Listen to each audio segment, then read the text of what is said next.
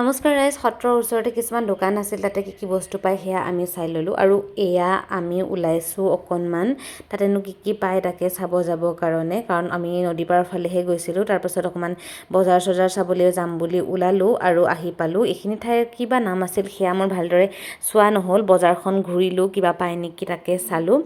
চাই লৈ এই টিভিটো দেখিলোঁ মই বহুত দিনৰ মূৰত।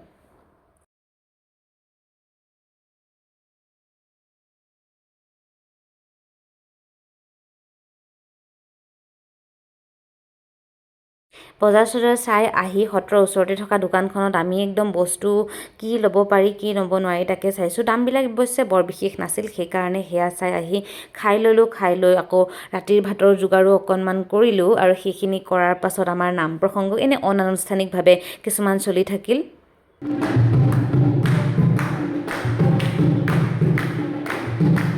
সেই সকলোবিলাক হোৱাৰ পাছত এয়া চিপছ খাই খাই আমাৰ ৰাতিৰ আড্ডা আজিলৈ ইমানেই। বাই।